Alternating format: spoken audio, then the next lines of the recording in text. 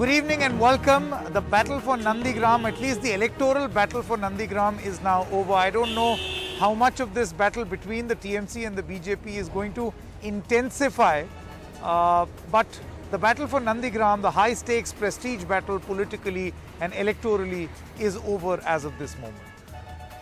At stake was, the reputation, the prestige of two leaders. Mamata Banerjee, the incumbent chief minister who left everything and camped in Nandigram to show to the people that the place that propelled her to power, she still is very much in control of the place and people are still very much with her. And then on the other hand, Suvendu Adhikari, who feels that Mamata Banerjee has done so much wrong that he had to not only shift his political party but also remind people of how they have been victims of her minority appeasement policy.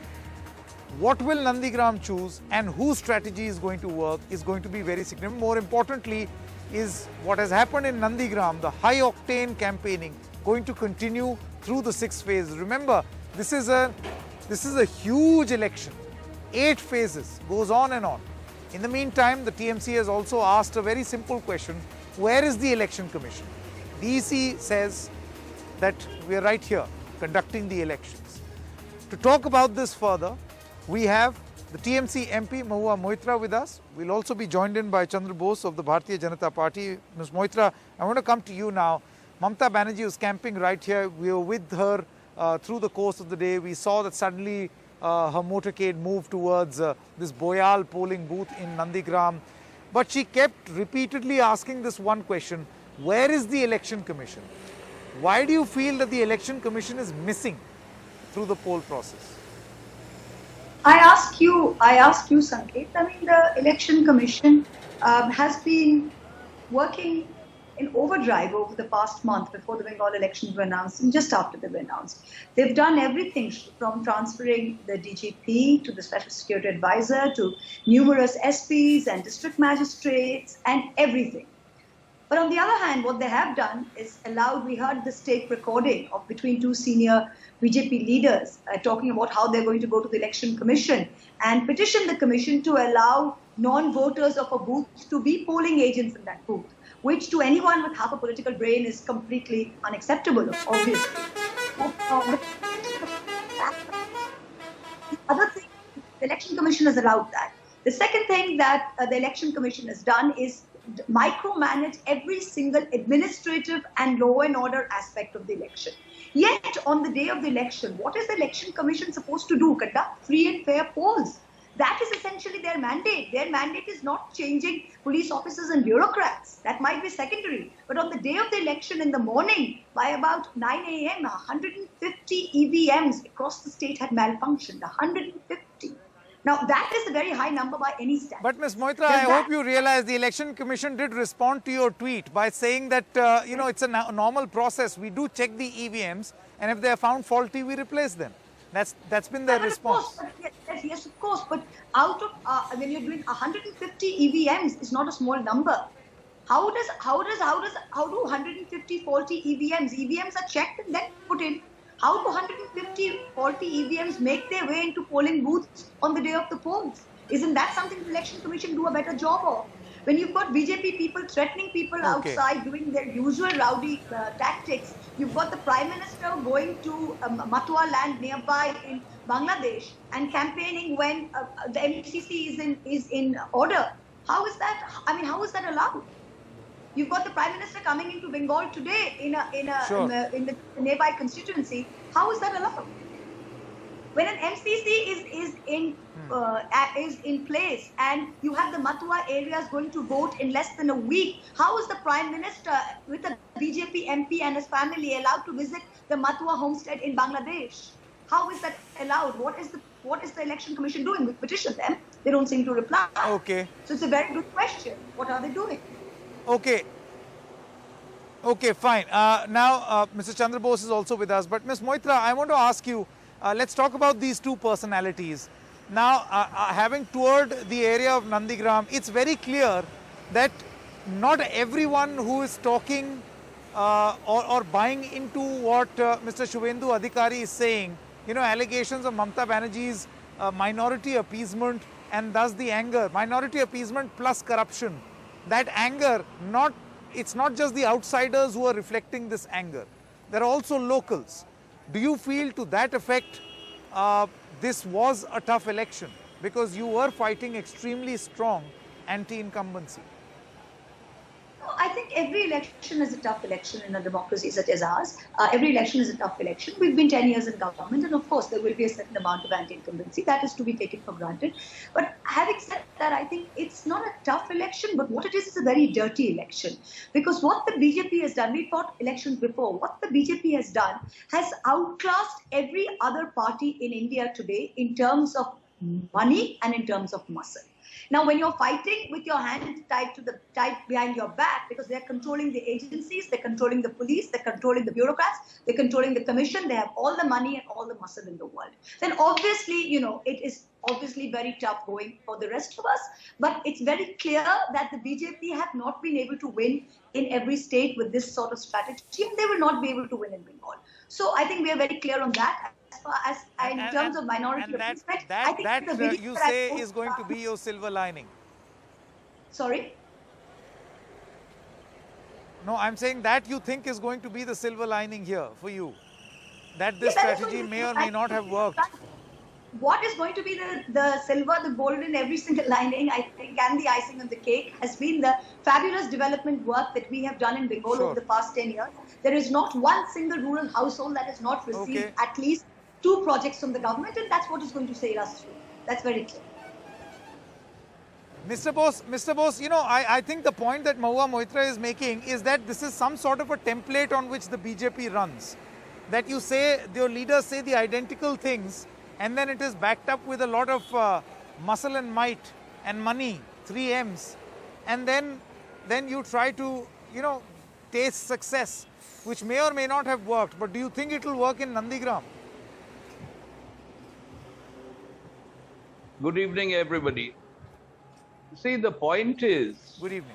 It is about good governance. Today, what we saw in Nandigram, this kind of violence should not have happened. It is really shameful.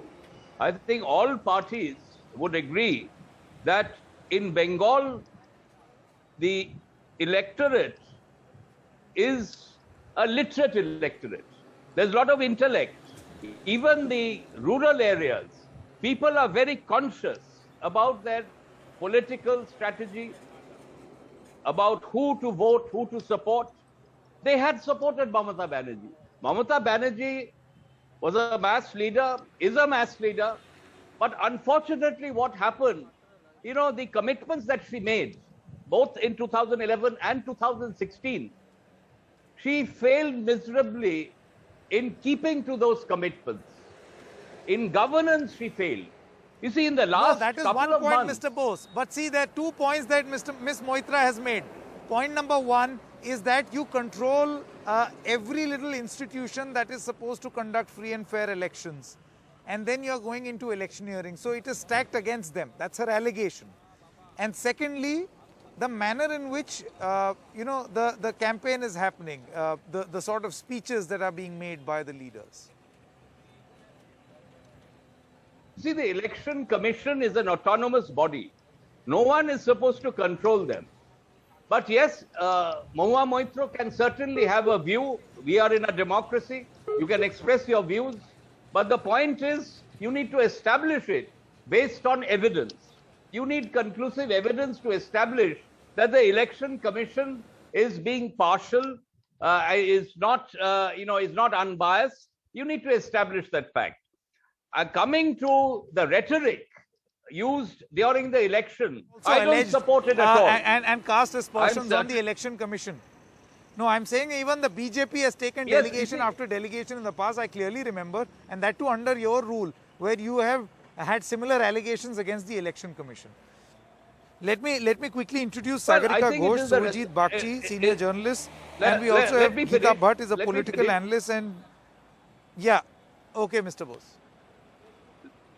You see, the job of a political party is to submit their grievances to the Election Commission. That doesn't necessarily mean that the Election Commission is partial. Those things have to be examined. The complaint has to be analyzed. And I am sure the Election Commission would come forward with the actual position on the ground. I think that is the job of the Election Commission. But Okay. I think to straight away say that the election Okay, sure. is working for a political party is not On the correct. incident in Boyal that happened today in the Boyal polling booth of Nandigram, the Election Commission did speak up and they said that the entire process was smooth. There was, a situation where Mamata Banerjee reached the spot. There were about 3,000 people, and then after that, polling resumed. So a report has in fact been submitted. But what were the circumstances, the allegations that have been made by the Trinamool against the Election Commission? How would they respond? Perhaps will be a subject matter of a larger investigation. Sagarika Ghosh, Shubhajit Bagchi, senior journalists are with us. Geeta Bhatt, political analyst, is also with us. Sagarika, let me come to you, Ms. Ghosh.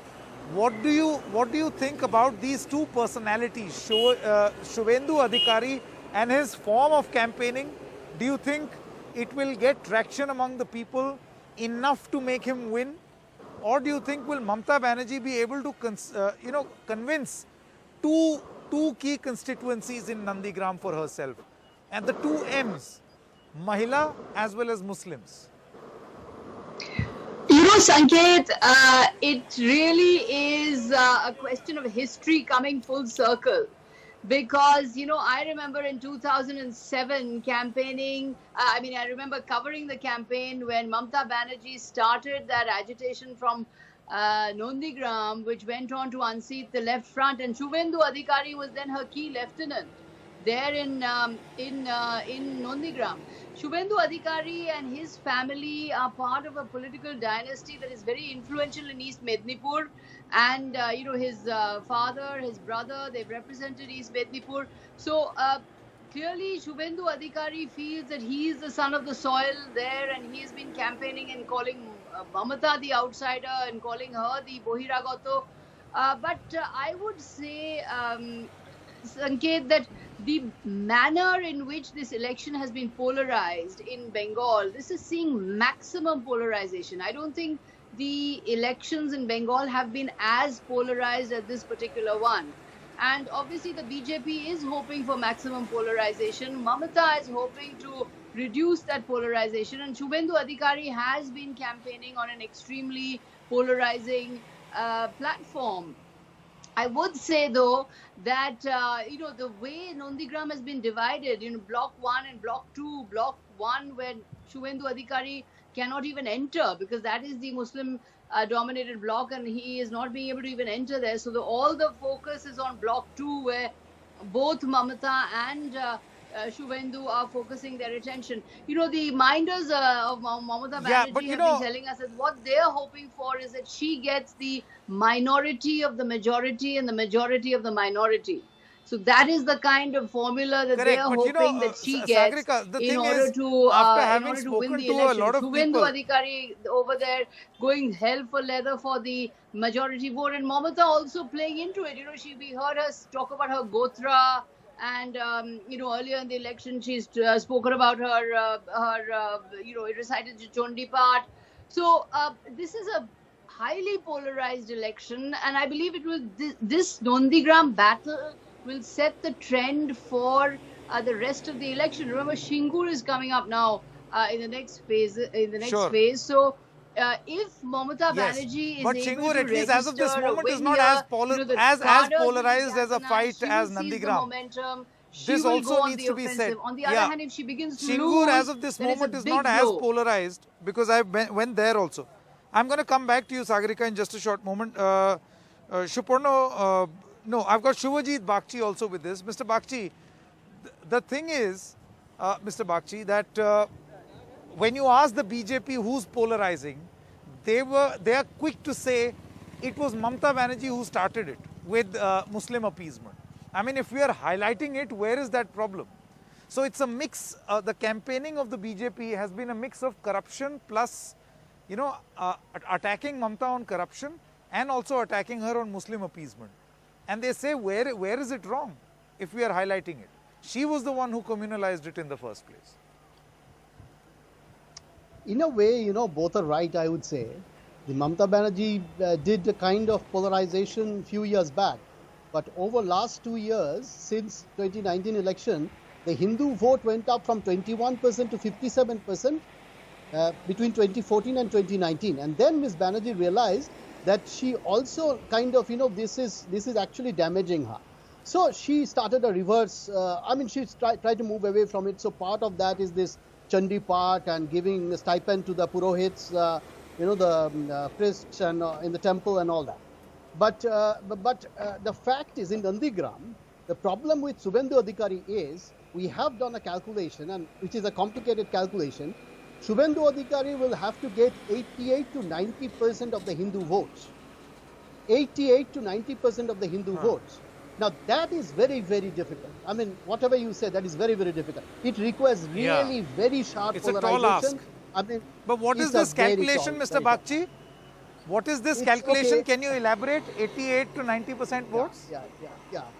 Okay, let's say there are 100 votes, and there are, if you put both the blocks together, then there are 24 Muslim votes.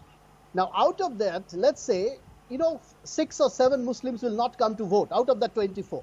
So Mamata Banerjee is left with about 15 or 16 votes. Let's say she will get little less. She will get about 15 or 16 votes. Altogether, 18 Muslims will vote. So she will get 15 to 16 of the 24 Muslim vote.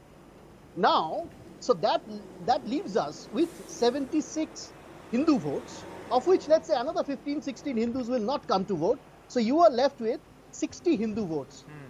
To my assumption is, out of those 60 Hindu votes, 20 votes will go to Trinamool Congress. So Trinamool Congress is 20 plus 15, the Muslim votes. That is 35 votes. Now you have left with 40 Hindu votes, and Subhendu Adhikari will have to get 36 or 37 or 40 Hindu votes, which is 88 to 90%. Now, is that possible? Complicated matrix, Mr. Bagchi, but I get the point that you are making, that he'll have to escape this gravity of Mamata Banerjee's vote bank. Okay, fine. Let me quickly go back to Mahua Moitra. Ms. Moitra, you seem to have, we unfortunately lost your connection while Chandra Bose was speaking, but he said that Mamata Banerjee has not delivered on the promises she made to people, and that's what the polling issue is. And that's what the issue of concern is. So you can blame whoever you want. But the point is, if you're a mass leader, you fight for the people. I'm exceedingly fond of Mr. Bose. I'm exceedingly fond of Mr. Bose, and I hate to pick on him during the show. But I think there's such a big disconnect between Mr. Bose and what the rest of his party speaks that it's absolutely laughable. Here he says the problem is development. Have you seen the candidate against Mamata Banerjee speak? Does he speak that development hasn't come? Yesterday there was a video of him circulating where only, I think just last year, he was waxing eloquent about how the people of Mednipur owe everything, their lives, their livelihood, to Mamata Banerjee, who's given them everything from the Digha-Tamluk rail line to the roads to water to everything, and they owe everything to Mamata Banerjee, and she's the greatest. So obviously the candidate, the BJP candidate, is saying that she's Pupu Mamata and she is the aunt of the Bangladeshi terrorist and the cousin of the Bangladeshi infiltrator. So he's singing a very different song. Mr. Chandra Bose is far too decent and well brought up a gentleman to stoop to that level, for which I'm glad. But obviously the narrative with which the BJP is coming to the polls is a very base, terrible, narrow narrative, which has nothing to do. We wish it were auto development. We wish it were. It wouldn't bring the discourse down to such a abysmally low level. Okay, right to reply to the extremely polite and gentleman-like Chandra Bose. Chandra Bose, would you like to respond to Ms. Moitra? If only all debates between TMC and BJP were so kind and nice. Chandra Bose. You see, Bharatiya Janata Party is a national party. It's also known as the largest party in the world. We have all types of people. But our leader, Narendra Modi ji, his vision and mission in life is sabke saath sabke vikas and sabke saath sabke viswas. Of course, no, but then is that happening on the ground?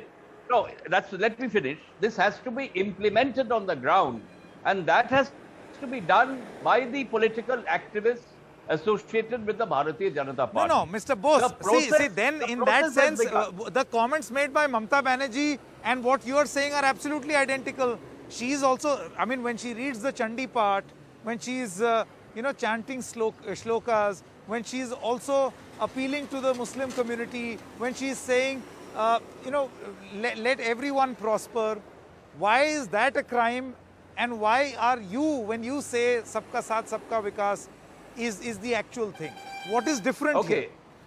Difference is I want to we understand. believe in equality.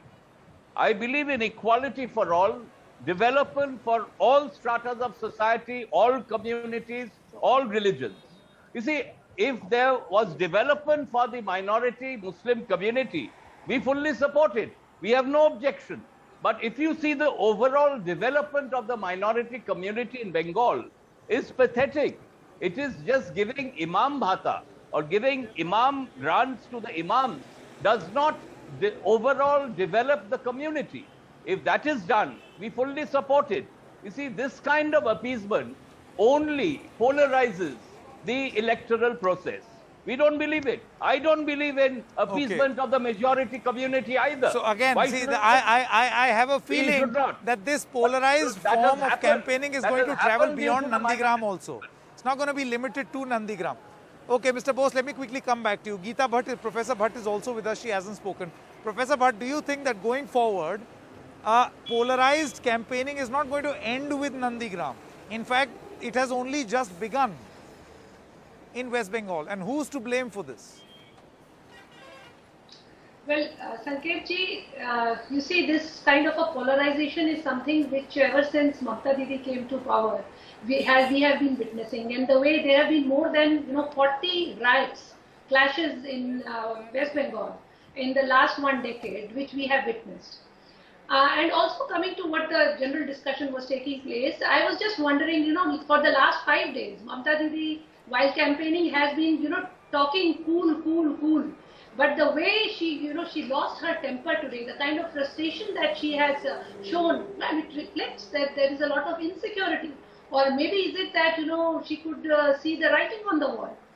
Also, Ms. Moitra was, referring to that, in a way, casting aspersion on the election commission that there were 2 opposition leaders, their tape indicating that, that the polling agents who are not, do not have a vote, they should be allowed to sit on the polling booth. That is something which Mr. Amit Shah, Home Minister, has already said that this is what we have already given in writing to the Election Commission. And as far as the Prime Minister going to Bangladesh and meeting the Hindu community over there is concerned, the Election Commission also in its guidelines... He has mentioned that in his rally also. That what is wrong? Program which has already been, it has been already announced or fixed before the announcement of the poll, there is nothing wrong in it, and it was the 50th year of one moment. Ms. Moitra, I want to come back to you. Ms. Moitra, do you feel that if you attack the Prime Minister along these lines, it will only give him an opportunity to appeal to his constituency or his people or his voters that see they're against me going to Hindu temples? Sanket, I mean, I That's don't know exactly about what he did today. Sanket, let me tell you one thing, right? I mean, problem is that this Prime Minister is so sensitive to any criticism about himself. I've had people calling me and telling me, oh, you criticize the BJP all you like, it's okay, but please don't say anything about the boss. So he and his ilk are all very, very worried and very sensitive about his image. Let me tell you one thing. This is the Prime Minister of India, and Shagorika is here, who's a native Bengali speaker. The Prime Minister, in rally after rally, is saying, Didi, oh Didi, in exactly this tone. Now, Shagorika will know that there is something that we have in Bengal called a rocker chele, which means a street side fellow who sits on a wall and who basically catcalls to every lady who's walking past, saying, hey, Didi. This is you're saying this is a cat call? He's sitting there at a rally. You're saying that the Prime Minister of India is... No, Sanket, please don't take you're it out of calling these context cat and calls. play your part about it. Please, and play this. Doesn't it sound like that? What does it sound like? There's a Prime Minister in a rally of lakhs of people about a sitting Chief Minister saying, Didi, oh Didi. Would you say that? Would you say that? Would anybody? Would he say that about his mother? Would he say that about his sister? Would he say that about his estranged wife? Would he say that about anybody? How is that okay? Is this Prime Minister going to come and teach us about decorum? This is the Prime Minister who's sitting here taunting a sitting Chief Minister in the cheapest, basest way possible. And everybody here is scared to call it out, but I'm not. So don't give us any Okay, lessons okay. I on think this is an decorum. important point that has been made. I'll have to very quickly give a right to reply to Chandra Bose because a very important point has been made by Mahua Moitra. Chandra Bose, would you like to respond? She says that this is a very cheap way of addressing a sitting chief minister. He has to agree. Well, it depends on your interpretation. I think Narendra Modi ji is addressing Mamata Banerjee, the Honorable Chief Minister, very lovingly. I feel that is the interpretation that he would like people to understand. But of course, people can interpret it differently. That is their view. I have no objection. But I would also say that leaders should exercise constraint on the way they speak. It is not, we are not here to do a personal fight. Ours is a political fight. It is not a personal hatred or grudge against anyone. Unfortunately, it has become the message should go across. It has become every bit personal, Mr. Bose. Don't use unparliamentary language. Absolutely. This is a message for everyone. No, but that is not the way that politics should be conducted in our country. This is not the right. This is not the right approach. Okay, thank you very much. I've run out of time, but thank you very much, all of you all, for joining us. The battle has only just begun. Only 2 phases so far. 6 more to go. Good night and goodbye.